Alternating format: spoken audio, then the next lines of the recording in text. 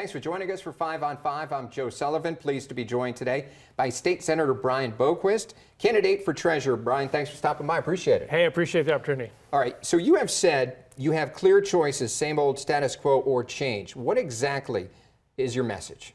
What my message is we've had 5 decades of the same party rule in the state of Oregon. Everybody's familiar with that. They know what those policies are. I've been an independent Republican in the legislature for 20 years, and I probably have the widest name recognition in the state of any politician. Your core tasks of the treasurer are investment and bookkeeping. What types of investments are you looking for? What we really need in Oregon is local investment. We have, as you know, we invest in fixed income, which is bonds, that particular arena. The question that runs out to me is, why don't we buy our own bonds? Why don't we pay ourselves our own interest? We're doing infrastructure, we're doing roads and things like that. Likewise, on the private equity side, what we need is inexpensive housing, not affordable, there's a legal difference, inexpensive housing. And with a private equity fund of 30%, that's almost $30 billion. There's plenty of opportunity for us to build inexpensive housing. As treasurer, how would you protect pensions? The first thing we really need to do is to go back and look at these private equity accounts, because if you don't know, there are collateral agreements that supposedly put collateral up for those. And how you protect them is be diversified. Contrary to popular belief, and this is a good thing the treasurers have done, so you know, is that our public exposure, which is the stock market, is only about 20% of the $100 billion, though we're short $28 billion. But that means in a downturn, we're not as susceptible to other losses. What is the biggest difference between you and your Democrat opponent, Elizabeth Steiner? Elizabeth has spent a decade in the legislature, and she is good at spending money. She was the co-chair of Ways and Means. During that time that she was on Ways and Means, we went from a $60 billion budget to a $125 billion budget. I don't think your salary doubled. No, it didn't. It didn't, okay? No. So my side of the spectrum is a little bit different. I come from the revenue and the savings side. I work with Senator Hass across party lines to establish some of the reserve accounts we have now. And in the revenue side, we're the ones that oversee the treasurer, the PERS board, and the investment boards. And so we're really on 2 different complete wavelengths. One's a saver for the state, and the other one is a spender for the state. We've seen a lot of business closing in our state. What would you do as treasurer to prevent that? Well, I think the very first thing you need to do is continued stabilization. We need to have a stable investment environment in Oregon. Now, what the treasurer can do is twofold. One is we can invest in housing and we can invest in manufacturing through the private equity side in Oregon. That builds some confidence out here.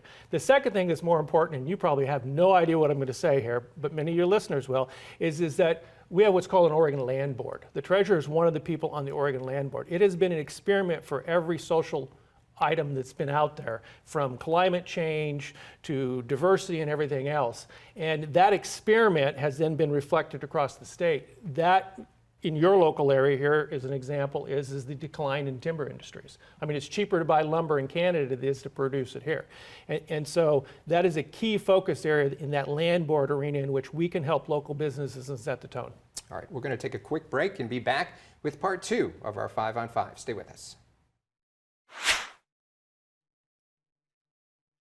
Welcome back to part 2 of our 5 on 5 with State Senator Brian Boquist. And you're a Republican. And how do you get votes out of Portland? First off, is Oregon is actually more independent than it is Democrat or Republican. And a good example of that is my own district. And so I'll just give you an example of my district, which reflects into Portland. In a statewide election race, you're looking for about 78,000 independent votes. Those are all millennials and younger. And I think, as you know, millennials and younger live in the metropolitan areas. Just look at Medford, look at Bend, look at Portland. What you have to do is reach out to those individuals. And I have one of the largest newsletters and one of the largest reaches of any politician in the state of Oregon. And so how you get elected in Portland is you have to reach out individually, electronically to those individuals, and you need to use their means of communications, not what you and I see as traditional communications. Yeah, you talked about the younger folk. How do you protect the senior investments?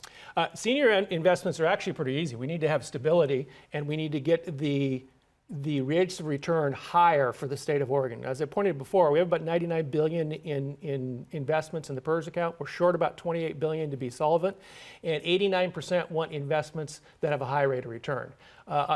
We need to do a review, because if you're not familiar, Oregon has both a fiduciary and an investment staff, yet our rates of return are about 1/3 of the private sector. We need to get that up, and we need to get it protected with collateral agreements so that they have the rate of return they need for retirement. We have about a minute left. Is there anything that we haven't talked about that you'd like to get across to our viewers? Yeah, I think the single most important thing in Oregon right now is to vote. I mean, this is an interesting state with vote by mail. There are clear choices in almost all the candidates across the board that are there. Many people will abandon after the presidential race, but what I want to do is encourage people to vote. It's in the treasurer's race, for example.